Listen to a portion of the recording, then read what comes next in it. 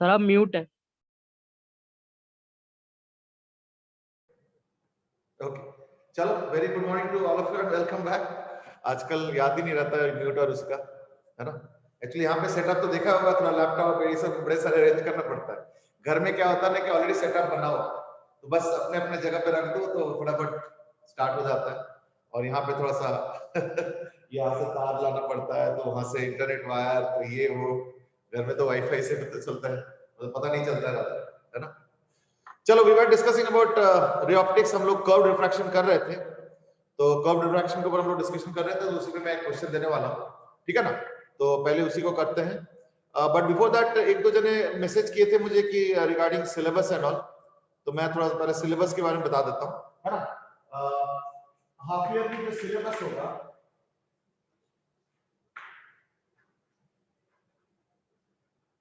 ठीक है, half year की जो सिलेबस होगा वो है ऑल्टरनेटिंग करंट तक, यानी ऑल चैप्टर्स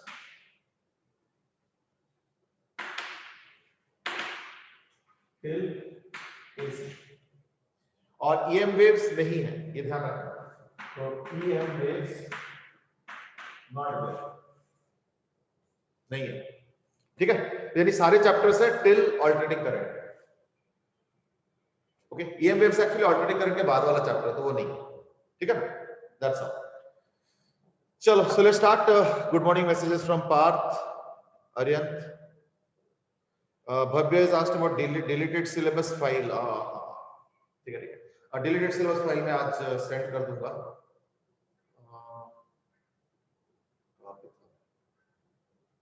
मिल जाएगा, ठीक है ना, डोंट वरी। Deleted syllabus वाला मिल जाएगा। It is just that मैं जो है अभी सेंड कर दूं। ओके, तो let's just go a little bit ahead, I mean, ठीक है ना। तो रुकते नहीं, कल असाइनमेंट रख लूंगा तो कल वाला असाइनमेंट देकर। अच्छा, नेक्स्ट इज दैट हम लोग डिस्कस कर रहे थे कर्व रिफ्रैक्शन, तो उसी पे आई थिंक कंटिन्यू करना ठीक रहेगा। अब मैं क्वेश्चन दे रहा हूं, सपोज ये एयर है और इसका रिफ्रैक्टिव इंडेक्स सपोज 3/2 है, ठीक है। तो एयर का मतलब 1 हो गया, और इसका रेडियस सपोज 10 सेंटीमीटर, और यहां से 30 सेंटीमीटर दूर एक पत्थर को मैंने ऐसे फेंक दिया with the speed of 10 metre per second. तो एक पत्थर को फेंक दिया with the speed of 10 metre per second, ठीक है ना, at an angle of 53 degree. यानी वेलोसिटी ऑफ द ऑब्जेक्ट पता चल गया। तो velocity of the object obviously is equal to 6 i cap plus 8 j cap।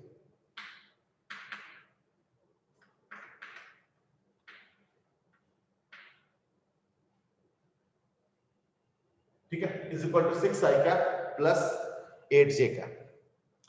Obviously you have to find out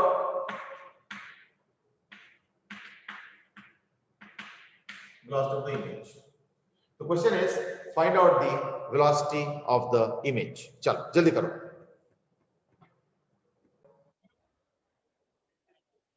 It would be like this, that one velocity is towards the surface and the other is perpendicular to the surface. So therefore जो perpendicular to the surface होगा वो तो magnification से चलेगा, यानी magnification के terms में हम देखेंगे कैसे। now mu2 by v minus mu1 by q is equal to mu2 minus mu1 by r। इस केस में r हो गया 10 सेंटीमीटर, ठीक है ना, r हो गया प्लस 10 सेंटीमीटर।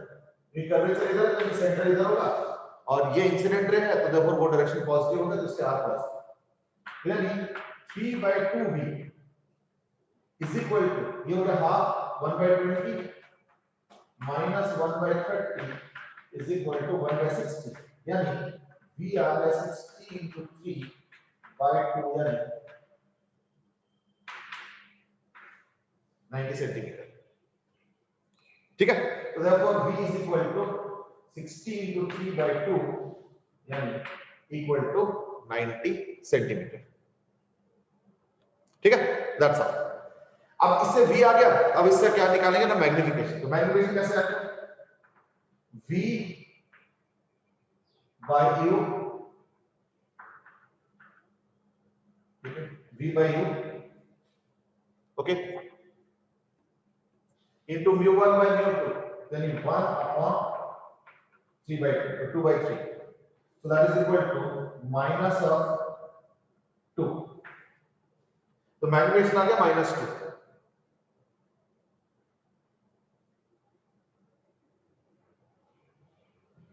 ठीक है, तो मैग्निफिकेशन आ गया -2. ये हो गया पहला, पर इससे पूरा आंसर नहीं आ पाएगा, है ना. तो इसके लिए मैं क्या करूंगा ना, जो x वाला पार्ट है, x वाला जो पार्ट है, अभी मैग्निफिकेशन की जरूरत पड़ेगा तो अभी हमने जस्ट कैलकुलेशन करके रख दिया, बाद में यूज करेंगे. जो x वाला पार्ट है उसके लिए तो हमें डिफरेंशिएट करना पड़ेगा. यानी अब हमारा जो फार्मूला है वो है mu2 by v minus mu1 by u is equal to mu2 minus mu1 by r. तो mu2 तो 3 by 2 है, तो यानी इसको पुट कर देता हूं. अगर जनरलाइज करना तो कर लो, minus mu2 by v square, है ना, into dv dt into v dot, फिर minus plus mu1 by u square into u dot equal to 0. तो यानी v dot is equal to क्या आएगा, है ना, तो आएगा v square by u square. ठीक है, v square by u square into v square is equal to mu1 by u into u dot. या ठीक है, तो ये कितना आ जाएगा. अच्छा, ये बाय द वे कौन से वेलोसिटी को लेके कर रहा हूं, ये x वाला वेलोसिटी. तो x वाला वेलोसिटी तो इससे आ जाएगा, y वाला वेलोसिटी मैग्निफिकेशन से आएगा. तो यानी अब मैं लिख सकता हूं वेलोसिटी इमेज में क्या होगा ना, जो y वाला वेलोसिटी है वो मैग्निफिकेशन से आएगा. तो ये 8 है, यानी -2, यानी -16 j का. तो therefore this will be -16 j का. जहां तक x की बात है तो x वाले में केवल ये वाला यूज करेंगे. तो x वाले में कितना आ गया, v square by u square. तो v तो 90 है और u -30 है, यानी 90 by -30 whole square into mu1 by mu2. तो mu1 बाय mu2 यानी 3 बाय 2 यानी into 2 by 3 into u dot. u dot मतलब क्या हो गया, x वाला वेलोसिटी. x वाला वेलोसिटी क्या है, 6 है. दिस ये हो गया 6. That's it. ये हो गया 9. तो 3 का स्क्वायर 9, तो ये कैंसिल हो जाएगा, यानी 9 3 6 36, यानी 36 सेंटीमीटर पर सेकंड. या तो यानी ये आ जाएगा 36 माइनस 16 j.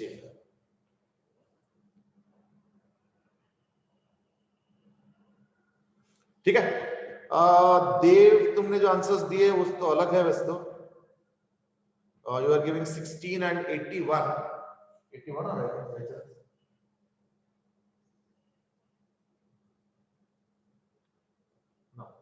ठीक है, 36 ही आ रहा है.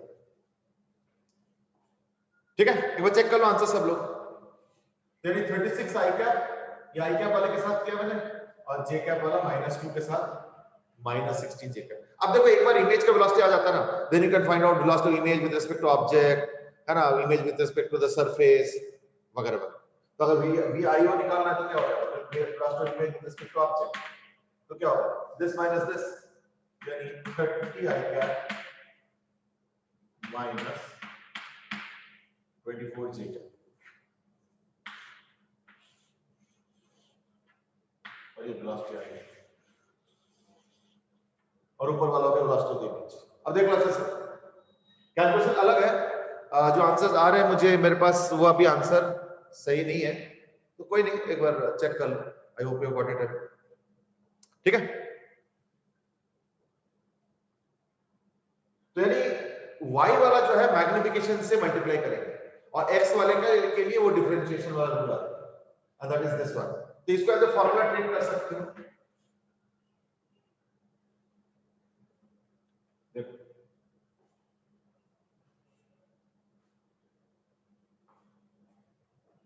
ठीक है, बाकी किसी ने आंसर दिए नहीं वैसे तो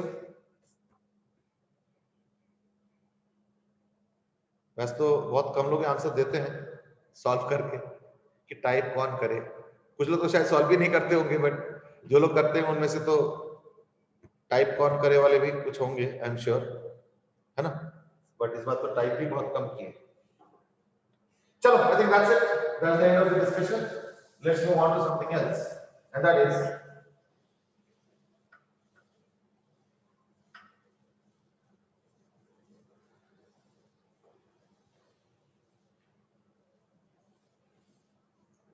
today we'll talk about lens. Lens में देखो क्या होता है, in lens you have two curved refracting surfaces, so that's the lens, two curved refracting surfaces, that's the lens. तो अगर मान लो हम लोग जो डिस्कस करने वाले हैं ना, that will be for thin lens. वैसे देखा जाए तो कायदे से जो हमने कल क्वेश्चन किया था, याद करो हमने कल ऐसे क्वेश्चन किया, technically speaking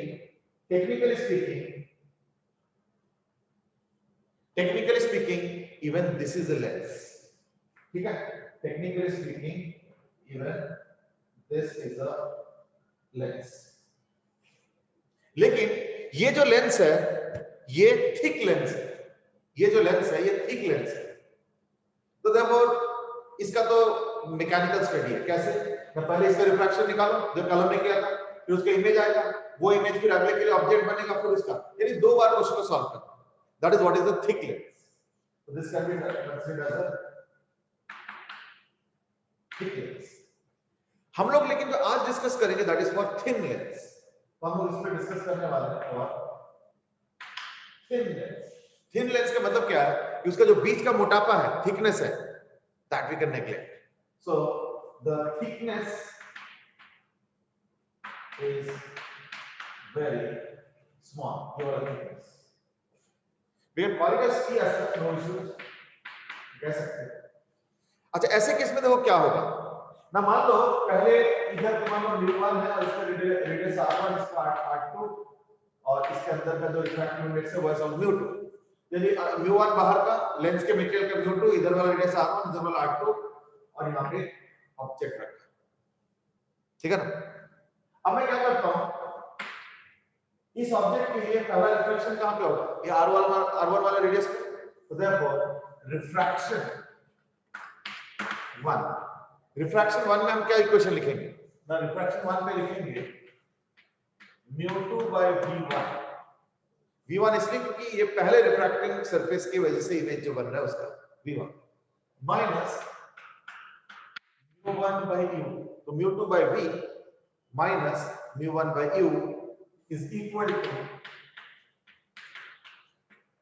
μ2 minus μ1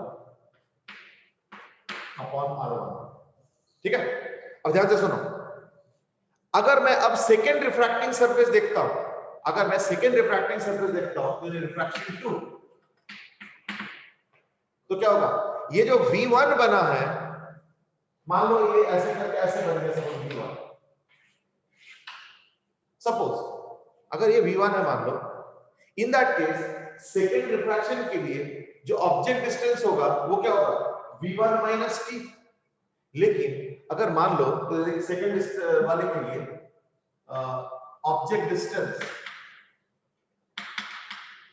should be equal to v1 minus t, but as t is considered very small, so we can take it as approximately equal to v1, that is approximately taken as v1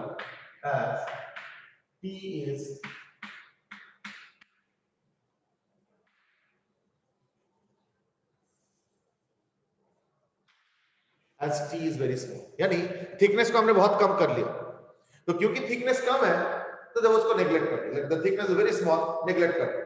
तो यानी पहले वाले हमने जो क्या, हम basically कर क्या रहे, पहले रिफ्रैक्शन का जो इमेज डिस्टेंस है उसको हम लोग सेकेंड रिफ्रैक्शन के ऑब्जेक्ट डिस्टेंस मान लिया। कायदे से वो नहीं है, कायदे से उसमें से t माइनस करना चाहिए, बट मान लो t 1 मिलीमीटर है और ऑब्जेक्ट इमेज डिस्टेंस आया मान लो 34 सेंटीमीटर। अब 34 सेंटीमीटर में से क्या 1 मिलीमीटर माइनस करो, रहने दो। तो हमने बोला कि भाई इसको 34 ही ले, नहीं तो अन्य से वो 33.9 सेंटीमीटर करना पड़ेगा और फिर कैलकुलेशन का हेडेक भी बनेगा। इतना जरूरत नहीं है, specially for very thin lens. तो इसलिए हम लोग का जो फिजिक्स है, that formula etc that we are going to derive, they are all for only thin lens. चलो let's start. तो ऐसे केस में क्या होगा सेकंड रिफ्रैक्शन में ना म्यू। अच्छा देखो अब एक प्रॉब्लम है, सेकंड रिफ्रैक्शन जब कर रहे हो तो याद रखना μ1 और μ2 कैसे डिसाइड होता है। ये बताओ कि μ1 μ2 कैसे डिसाइड होता है। वो जो हमारे पास कर्व रिफ्रैक्शन का फार्मूला है उसमें μ1 और μ2 क्या होता है, ऑब्जेक्ट और इमेज क्या होता है बताओ जरा। आर्यन तो सिंह इंसिडेंट के डायरेक्शन में, चलो डायरेक्शन बताने की जरूरत नहीं है, इंसिडेंट रे जिस मीडियम में ट्रैवल कर रहे हैं, ठीक है ना। हाँ बिल्कुल बिल्कुल, दैट्स राइट। अब देव ने भी कह दिया, कृष्ण ने भी बोला एंड सक्षम ने भी एंड आर्यन ने भी बताया, इज दैट कि इंसिडेंट रे वाला जो मीडियम है वो हो गया हमारा μ1। अब एक प्रॉब्लम पता क्या है, सेकेंड रिफ्रैक्शन अगर देखते हो तो ये इंसिडेंट रे है and that incident ray is actually traveling in the refractive index of medium of refractive index μ2, यानी फार्मूला का μ1 अब मैं μ2 पुट करूंगा। फार्मूला में जो μ1 होता है ना उसको मैं, चलो मैं काम करता हूं, मैं फार्मूला लिख लेता हूं। फार्मूला में होता है μ2 by v minus μ1 by q is equal to μ2 minus μ1 by r। लेकिन जब मैं वायरस पुट करूंगा तो क्या पुट करूंगा, मैं μ2 की जगह मैं पुट करूंगा μ1 और v पता नहीं, माइनस μ1 की जगह μ2। क्यों? क्योंकि अगर मैं इस सरफेस को देखता हूं जहां पे रिफ्रैक्शन हो रहा है उसके लिए ये इंसिडेंट रे मीडियम हो गया और वो इंसिडेंट रे मीडियम क्या है μ2 है। इसलिए फार्मूला का जहां जहां μ1 है उसको मैं μ2 लिखूंगा बाय u। u बोलते ऑब्जेक्ट डिस्टेंस, इस बार मैंने क्या माना है, वर्चुअल ऑब्जेक्ट डिस्टेंस क्या, v1 minus t, बट मैंने बोला v1 minus t छोड़ दो तो मैं अप्रॉक्सीमेटली v1 लिख दूं, इज इक्वल टू μ2 minus μ1, उसको मैं क्या लिखूंगा μ1 minus μ2, क्योंकि हमारे फार्मूला तो μ2 कहता है पर हमें तो μ1 का वैल्यू लेना है, तो μ2 minus μ1 by r, r बोलता है अब r का जो साइन वाइन होगा वो सब बाद में देख लेंगे, ठीक है ना, बट वो हो जाएगा कोई दिक्कत नहीं है। तो ये आ गया दो फार्मूला, ये हो गया रिफ्रैक्शन 1 का है ना, और ये हो गया फाइनली रिफ्रैक्शन 2 का। इसको इक्वेशन 1 लिखना चाहो लिख लो, इसको इक्वेशन 2 लिखना चाहो लिख लो और फिर उन दोनों को ऐड कर लो। वैसे बाय द वे ये जो v1 लिखा है ये अप्रॉक्सीमेटली है, ठीक है, ध्यान रखना ये जो v1 लिखा है ये अप्रॉक्सीमेट होता है, बट एज आई सेड क्योंकि हम लोग थिन लेंस का थ्योरी डिस्कस कर रहे हैं, चले ऑलराइट। अब दोनों को ऐड करो, तो v1 v1 खत्म हो जाएगा, तो क्या बचेगा μ1 by v, यानी एडिंग 1 and 2, एडिंग 1 and 2 क्या मिल रहा है, तो दोनों को ऐड करोगे तो देखना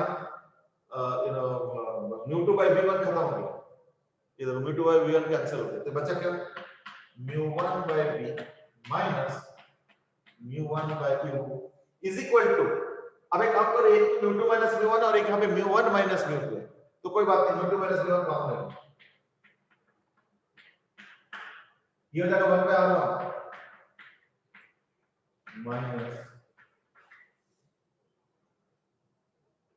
माइनस इसलिए डालना पड़ा, माइनस इसलिए डालना पड़ा क्योंकि μ1 माइनस μ2 और हमने μ2 माइनस μ1 कॉमन लिया तो इसलिए माइनस यहाँ पे ये वाला ओके, यानी अब मैं लिख सकता हूं 1 by v minus 1 by u is equal to, अब μ1 को इधर ले जा रहा हूं तो इधर 1 minus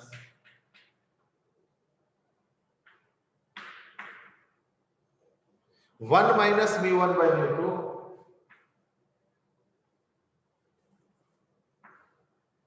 into 1 by r1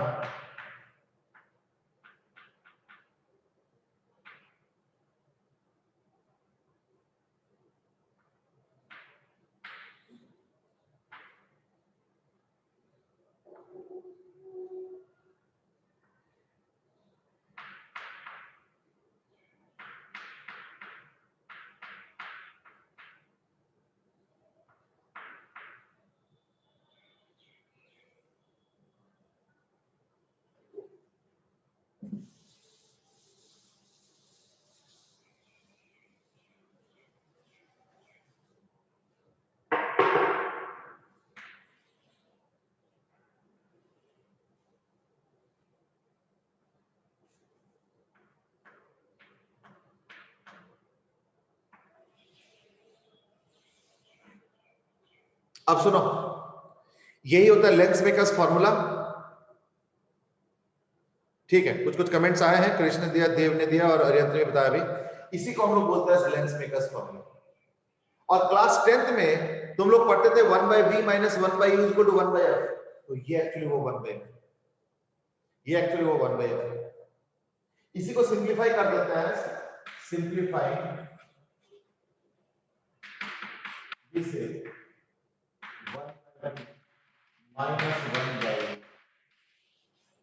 1/v minus 1/u is equal to 1/f, ये वही वाला। तो mu2 by mu1 minus 1, ये mu1 होगा।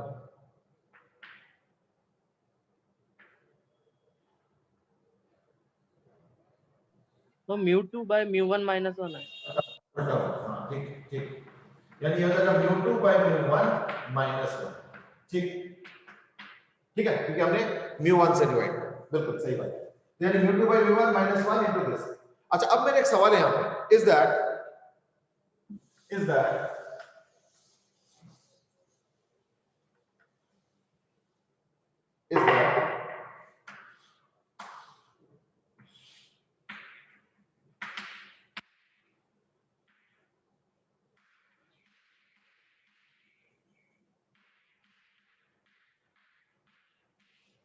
which lens is this? बताओ जरा, कौन सा लेंस है ये? Okay, I got an immediate answer from Bhavya and that is convex. Okay, फिर कुछ और आंसर भी आ रहा है, depends on mu and all. Fine.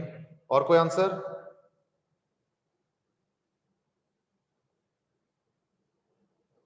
Rishabh से इसकी मीडियम पे डिपेंड करेगा, आर्यन से मीडियम पे डिपेंड करेगा, Krishna also says depends on mu, Dev से इसकी दोनों,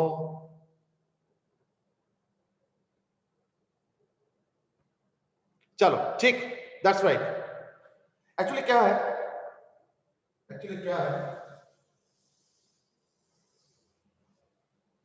कि बेसिकली हमारे पास फॉर्मूला क्या आ गया ना, फॉर्मूला आ गया 1/f is equal to mu2 by mu1 minus 1 into 1/r1 minus 1/r। हमारे पास बेसिकली फोकल लेंथ का ये फॉर्मूला आ गया, and that is 1/f is equal to mu2 by mu1 minus 1 into 1/r1 minus 1/r। तो simple formula, कोई ज्यादा complicated नहीं है, ठीक है ना। अब पॉइंट पता क्या है, अब पता पॉइंट क्या है कि ये जो फोकल लेंथ आएगा इसका साइन डिपेंड करेगा, ओके, सक्सेम आल्सो से इसके इंसिडेंट मीडियम पर डिपेंड करेगा। एक्चुअली इंसिडेंट नहीं, दोनों के मीडियम पे डिपेंड करेगा, है ना। It's not only incident ray which will decide a but yes, दोनों के रिलेटिव वैल्यूज पे डिपेंड करेगा। जैसे यही क्वेश्चन अगर मैं देता हूं और लेट अस से इसका रिफ्रैक्टिव इंडेक्स 5/2 है और इसका 3/2 है, इसका रेडियस है सपोज 20 सेंटीमीटर और इसका रेडियस है सपोज 30 सेंटीमीटर और यहां पे ऑब्जेक्ट रखा है, इन that case find out the focal length. ठीक है, तो क्वेश्चन इज फाइंड f। जल्दी निकालो जरा, ये तो इजी क्वेश्चन है।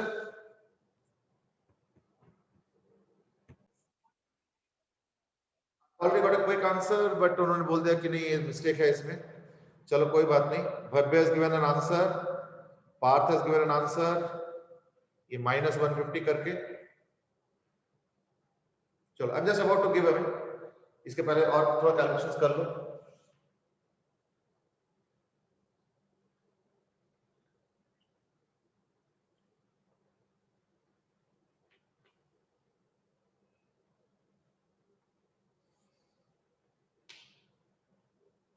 ठीक है, ओके, -30 -150 वगैरह। ओके, देखो पहली बात तो लेट्स अप्लाई द फॉर्मूला, यानी 1/f is equal to mu2 by mu1 minus 1। तो mu2 बोलते क्या है, 3/2 by mu1 minus 1 into 1/r1 20 minus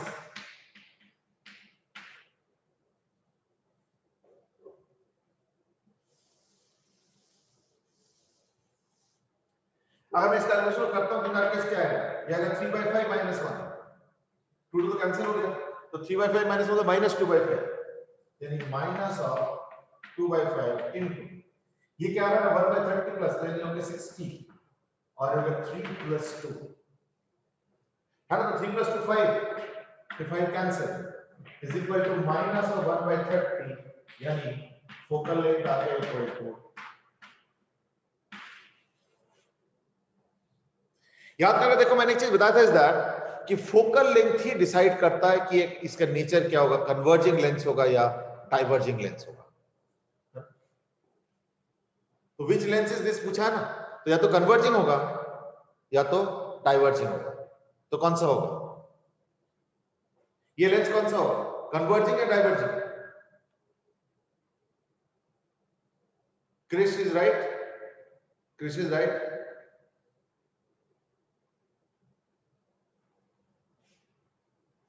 ठीक है, Shreyas is also given diverging, that's right.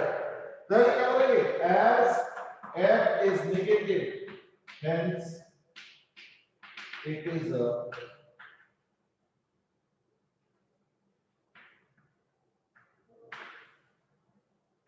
diverging lens.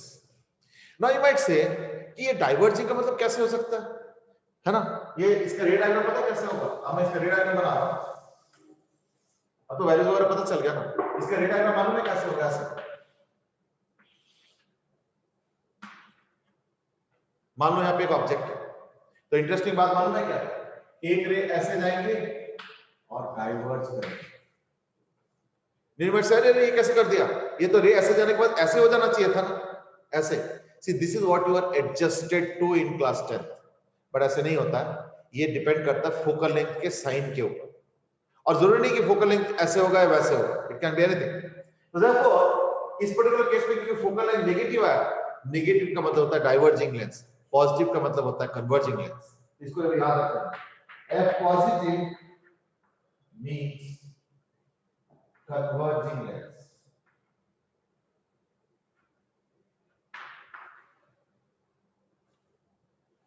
or F negative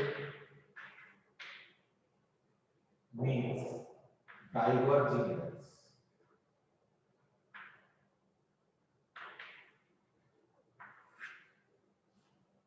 ठीक है, तो F positive means converging lens और F नेगेटिव का मतलब होता है, F नेगेटिव का मतलब होता है डाइवर्जेंट।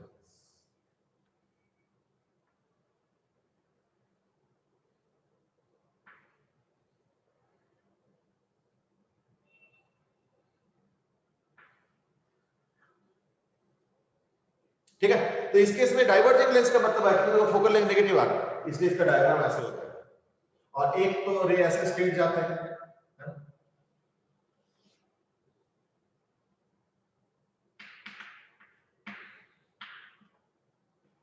यानी इस केस में वर्चुअल इमेज बन रहा है,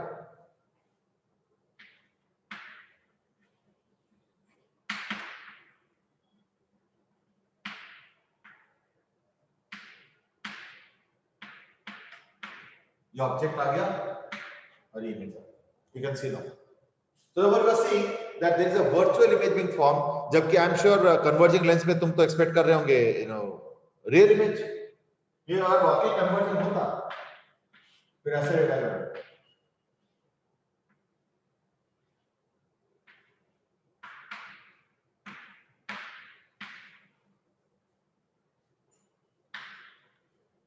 इन्वर्टेड रियल इमेज होता, फिर ये देखो then it would have been a inverted real image. ठीक है, अब चेक कर लो, लेकिन इस केस में क्या होगा, क्योंकि फोकल लेंथ नेगेटिव आया, so therefore you are actually going to get what, a virtual image, you can see that, therefore don't look at the shape। फिर फाइनली कंक्लूजन क्या है, कंक्लूजन ये आया कि अगर मान लो ऐसे होता है, ठीक है ना, इन दैट केस R1 और R2 के हिसाब से अगर चलोगे, तो ये अगर इसका मान μ1 होता है, इसका μ2, यानी if μ2 is greater than μ1 it will be a converging lens।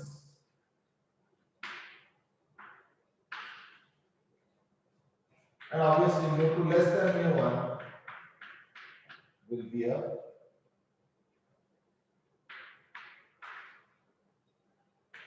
divergence.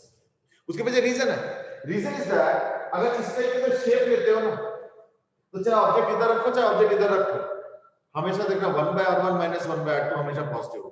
इस टाइप की लेंस का खासियत होता है वो क्या होता है ना, 1/r1 - 1/r2 is always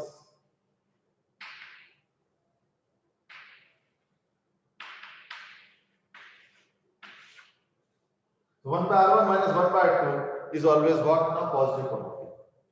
अब क्या हो गया कि यानी लेंस के जो फोकल लेंथ उसका साइन कौन डिसाइड कर रहा है, ओनली mu2 एंड mu1। तो mu2 - mu1 by mu1 था या mu2 by mu1 - 1 था, तो वो पॉजिटिव होगा नेगेटिव होगा, यानी उसी ब्रैकेट पे डिपेंड करेगा, तो उसी पे आ and that is mu2 greater than mu1 और mu2 less than mu1 में इस तरीके का जो लेंस होता है वो हमेशा कनकेव या तो कन्वर्जिंग या तो डाइवर्जिंग। अब इसका उल्टा भी है, इसका मतलब कैसे, ये वाला जो लेंस होता है हम क्लास 10th में पढ़ते थे इसको बाई कनकेव यानी converging lens, sorry diverging lens, हम तो ये बोलते थे, बट ऐसे नहीं है, इसमें भी रिफ्रैक्टिव इंडेक्स का रोल है। तो मैं लिखूंगा इस तरीके से कि अगर इसका मान लो mu1 है और इसका mu2 है, if mu2 is greater than mu1 है ना, if mu2 is greater than mu1 यानी कौन सा लेंस हो गया, हाँ डाइवर्जिंग, यानी जो नॉर्मली होता है। लेकिन कभी कभी mu2 लेस देन mu1 हो जाता है, ये हो जाता है फिर कन्वर्जिंग।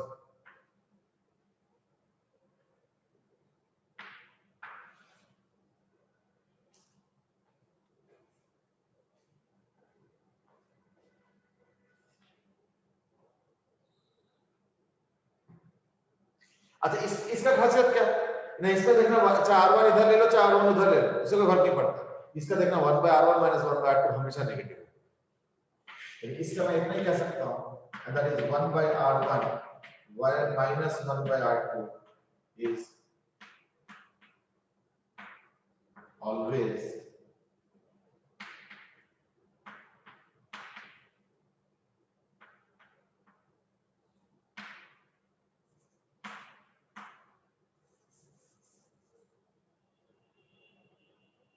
इसके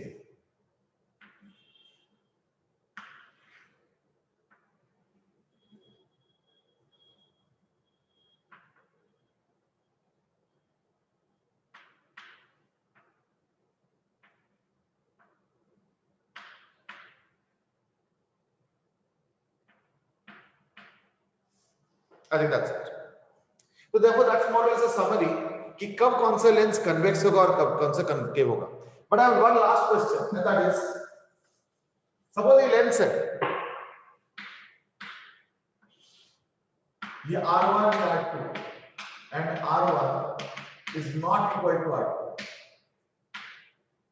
Suppose given कि R1 R2 की वैल्यू अलग है, तो मेरा सवाल ये है कि अगर मैं ऑब्जेक्ट इधर रखता हूं तो let's say focal length f1 या रेज इधर से आते हैं तो उससे f1 निकलता है फोकल लेंथ, रेज अगर इधर से आएंगे तो लेट्स से f2।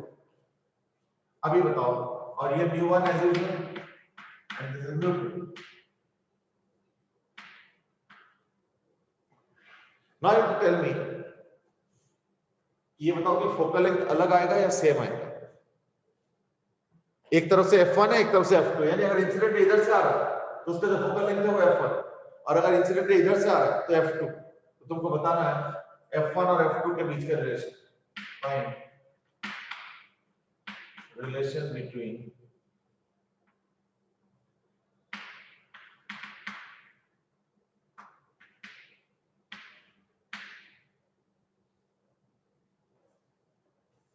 हाँ जी क्या होगा फिर, find the relation between f1 और f2। यानी देखो अगर कोई भी लेंस होगा तो इधर से भी रेज आ सकते हैं और इधर से भी रेज आ सकते हैं, तो मैं दोनों केस के लिए पूछ रहा हूं कि बताओ कौन से में फोकल लेंथ का वैल्यू ज्यादा होगा कम होगा इक्वल होगा क्या होगा।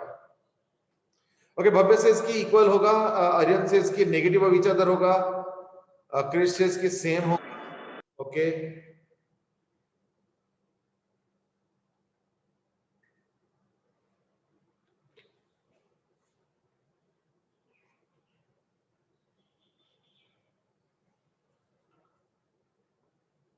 Okay. Okay, negative of each other. Okay, सुनो. As long as the medium is mu1 on both sides, तो क्या आता है? सेम आएगा. कई बार लगता है अगर इधर होगा तो ये R1 हो गया, वो R2 हो गया. जब इधर होगा तो ये R1 वो R2, तो साइन तो बदल रहा है. कोई फर्क नहीं पड़ता. कोई फर्क नहीं पड़ता. अल्टीमेटली देखना वही आएगा. एक्चुअली बता दो क्यों. जरा सोचो. जैसे एग्जांपल है. एग्जांपल ये है कि अगर मान लो ये लेंस हो गया, मान लो इसका रेडियस है 30 सेंटीमीटर, इसका 20 सेंटीमीटर, तो अगर इधर से रेज आएंगे तो 1/r1 - 1/r2 क्या आएगा? इसके लिए 1/r1 - 1/r2 हो गया 1/30 माइनस ये अगर इस तरफ से इंसिडेंट रे आ रहा है तो 1/r1 - 1/r2 का वैल्यू आ रहा है, which is equal to 5/60 है ना. 32 और प्लस होके 5/2 यानी 1/2 है. और अगर इधर से रेज आएंगे तो जो 1/r1 - 1/r2 का वैल्यू होगा तो पता क्या होगा? 1/20. क्यों? 20 के लिए पॉजिटिव आ माइनस 1/-30. ये हो गया 1/r1 - 1/r2 की कैलकुलेशन. तो क्या आएगा? फिर से हो जाएगा. यानी चाहे इधर से कैलकुलेट करो चाहे उधर से कैलकुलेट करो, 1/r1 - 1/r2 का वैल्यू सेम रहेगा. ठीक है. और μ2 और μ1 तो वही इनसाइड और आउटसाइड, वो तो सेम ही है, कोई डिफरेंस नहीं है. इसलिए एक लेंस को अगर दोनों तरफ सेम मीडियम में रखते हो, अब ये भी एक इंपॉर्टेंट चीज है, क्योंकि ऐसे भी तो हो सकता है कि μ1 μ2 और इधर μ3, ये भी तो हो सकता है.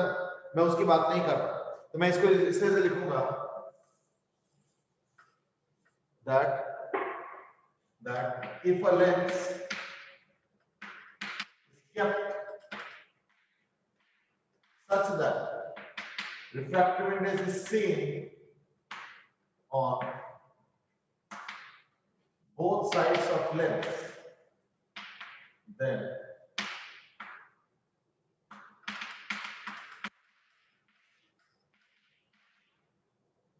फिर f1 और f2 क्या होगा? बराबर हो जाएगा. ऐसे नहीं कि f1 अगर 30 सेंटीमीटर आए तो उधर से -30 आ जाएगा, ऐसे कुछ नहीं. f1 और f2 दोनों बराबर आ जाएगा.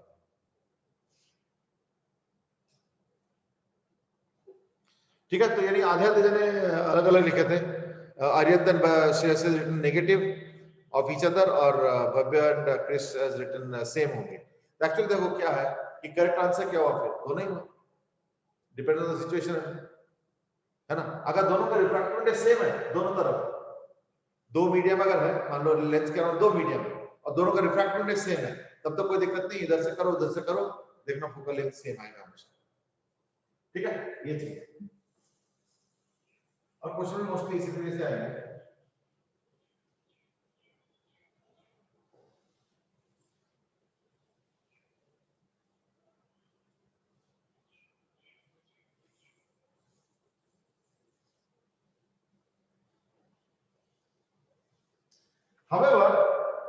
However, एक और सिचुएशन भी आता है जिसमें लेंस के दोनों तरफ दो अलग अलग मीडियम है, वो हम डिस्कस करेंगे. उसके पहले एक काम करो, एक क्वेश्चन कर लेते हैं, थोड़ा आइडिया लेते हैं.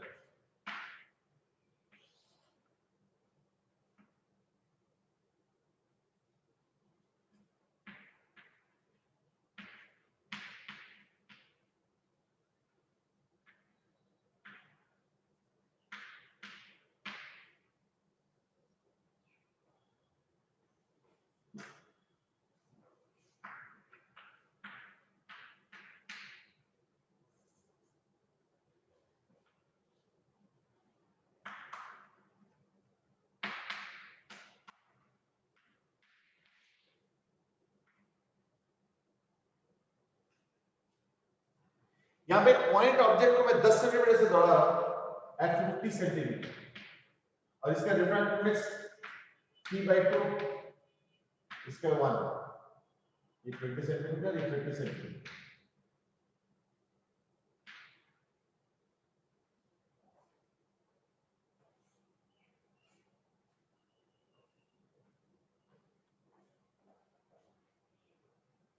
ठीक है. Question is find the velocity of the image.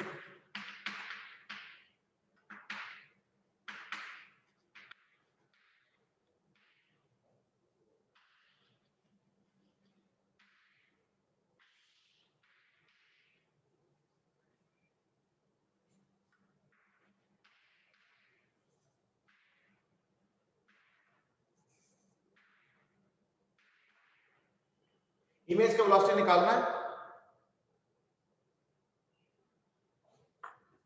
अरिंद दास्ट की R1 R2 के इंडिपेंडेंट नहीं होगा इस पर्टिकुलर केस में,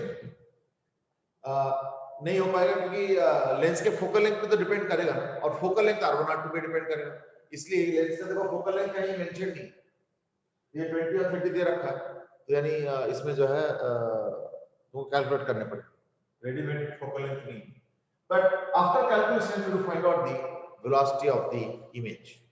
गो अहेड।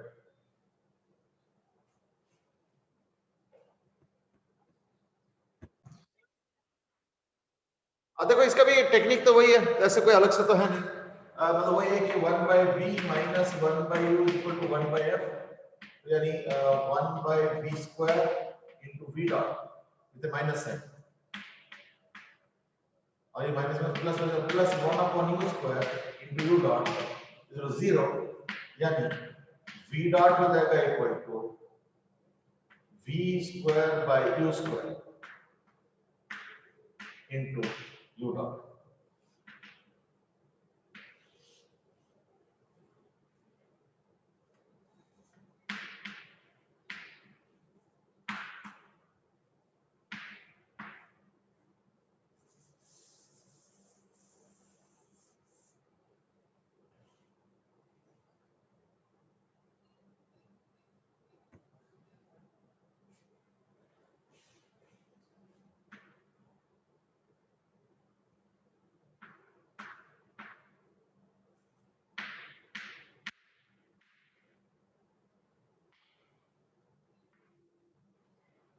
ठीक है, तो अब v और u निकालना है, उसके लिए f चाहिए पहले, तो f क्या हो जाएगा ना, 1 by f is equal to mu2 minus mu1 by 1, then 1 by 2 into 1 by r1 minus 1 by r2, यानी 1 by 2 मतलब 5 by 1 by 12, तो ये आ गया 1 by 24, ऐसे कुछ आ रहा है ना, तो ये फोकल लेंथ आ गया इक्वल टू 24 सेंटीमीटर, ठीक है ना, तो therefore v dot यानी इमेज का स्पीड क्या आ गया, velocity v square by u square, तो v कैसे आएगा ना, 1 by v minus 1 by u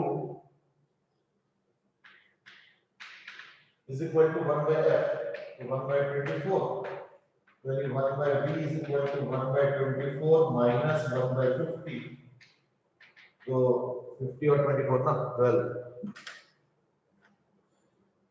I think 600 आएगा, 300 पे तो नहीं जाएगा, 600 ही होगा,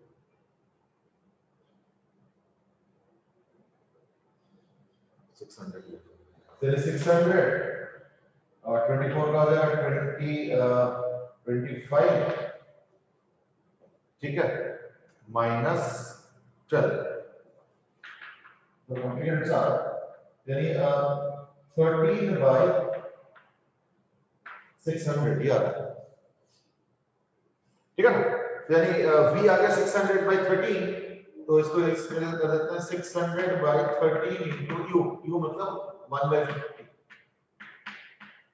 का स्क्वायर into u dot हो गया 10, ये आंसर है, ठीक है ना, तो अगर मैं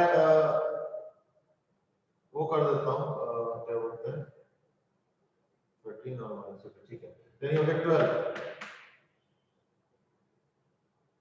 ठीक है ना, तो 12 by 13 का स्क्वायर इनटू 10, यानी 144 by 169 into 10, यानी 1440 by,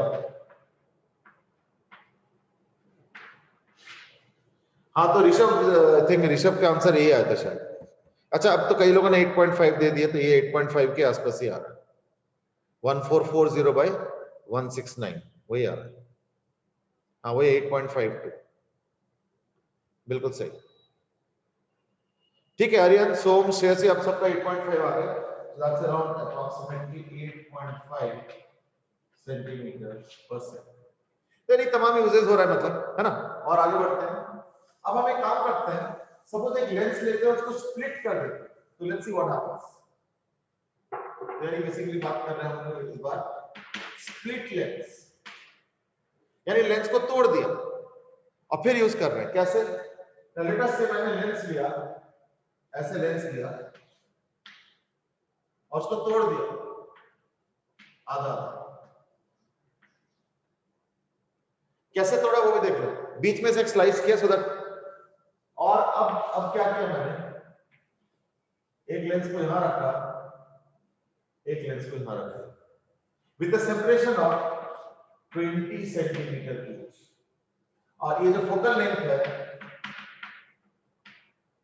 वो है मान लो 30 सेंटीमीटर, ठीक है? तो यहां पे अगर मैं ऑब्जेक्ट रखता हूं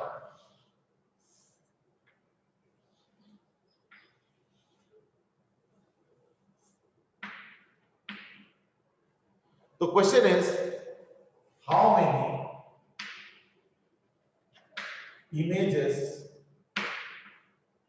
are formed, कितने इमेजेस बनेंगे, that's the question. So it's a general kind of a question, and the question is find out how many images are formed. चलो go ahead.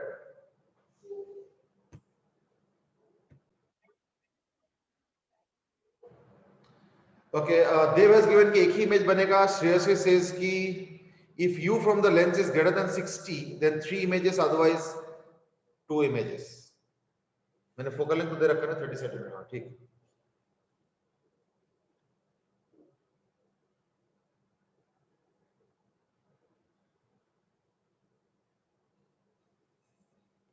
Krish has interestingly given a similar result, that is अगर u less than -60 है, -60, अच्छा मतलब u को का sign include कर लिया इसमें, ठीक है, -60, तो देन 3, और अगर u ग्रेटर देन 60 है तो इन दैट केस 2. ओके,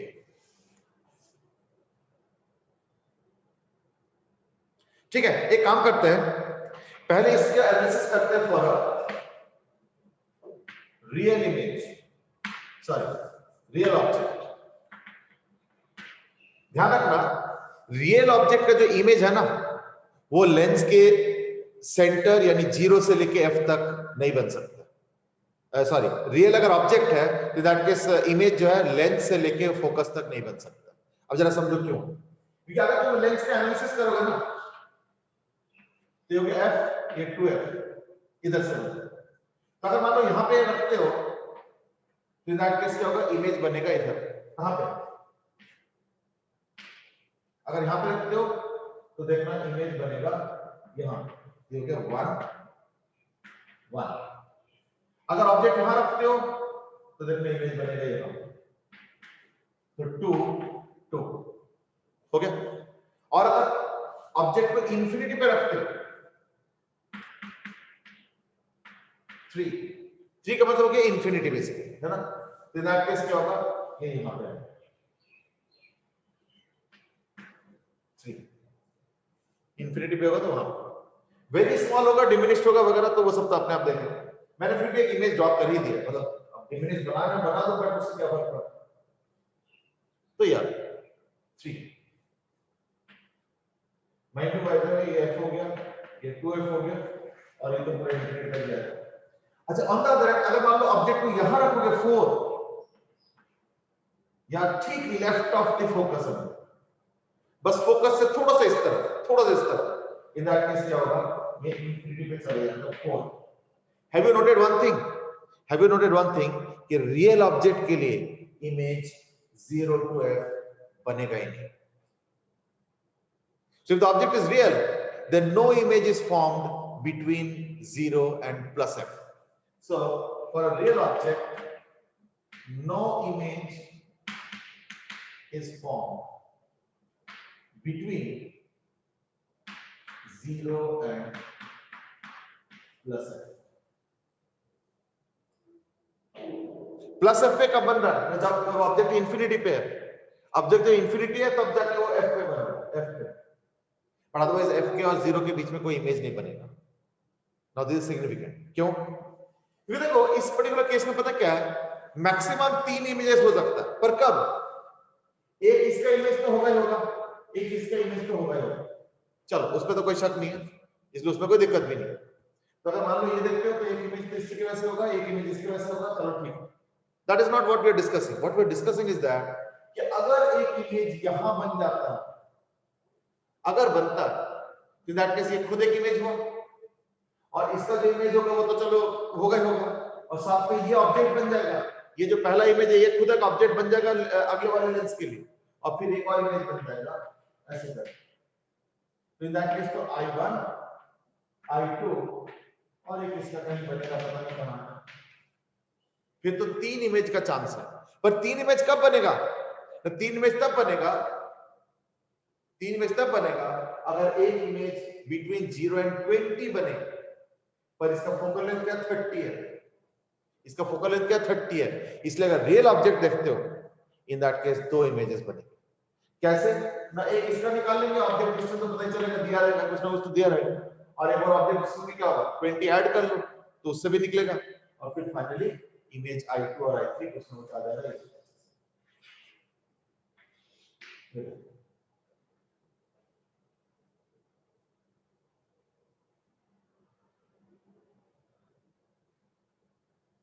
ठीक है, बराबर रुको, ये डिस्कशन पूरा कंप्लीट नहीं है। इस पर्टिकुलर केस में क्या हो गया, फोकल लेंथ मैंने 30 दिया था और ऑब्जेक्ट को यहां पे रख के तुमको दिखाया कि देखो ऑब्जेक्ट यहां पे। बट जनरली पता है क्वेश्चन में ऐसे हो सकता है कि कहां पे ऑब्जेक्ट प्लेस किया जाए या कहां पे ऑब्जेक्ट रखें, सो दैट और इंसिडेंट रे इधर मतलब इस तरफ, सो दैट उस तरफ जो लेंस सिस्टम मतलब, सो दैट इमेज जो है अलग अलग बने। जैसे कि इसमें 3 भी हो सकता है, 3 भी हो सकता है। कैसे? नहीं, दैट केस वर्चुअल ऑब्जेक्ट बना लो। तो अगर वर्चुअल ऑब्जेक्ट बनाओगे तो दैट केस कुछ ना कुछ बन सकता है, पर उसके लिए भी एक रेंज होगा, वो पूरा ऐसे नहीं बन पाएगा, उसके लिए एक सर्टेन रेंज एंड ऑल, तो वी विल डिस्कस दैट। अभी एज ऑफ नाउ इसका आंसर क्या है, तो इस क्वेश्चन का आंसर क्या होगा? इस क्वेश्चन का आंसर हो गया 2 इमेजेस। इस पर्टिकुलर क्वेश्चन का आंसर अब आ गया and that is 2 images. 3 images इस केस में पॉसिबल नहीं हो पाएगा।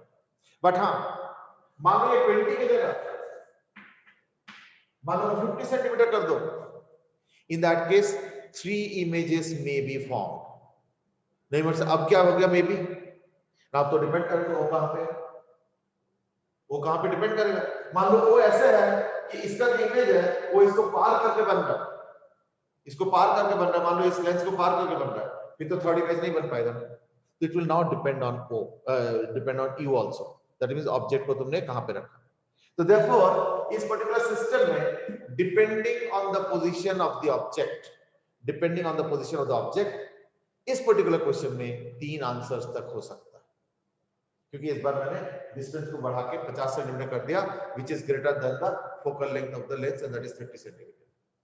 पर पिछले बार मैंने क्या किया था, इसको 20 दिया था, that was less than the focal length, यानी इसमें तो सिर्फ 2 ही इमेज बनेंगे, एक ऊपर वाले लेंस का और एक दूसरे वाले लेंस का, जो नीचे वाले लेंस।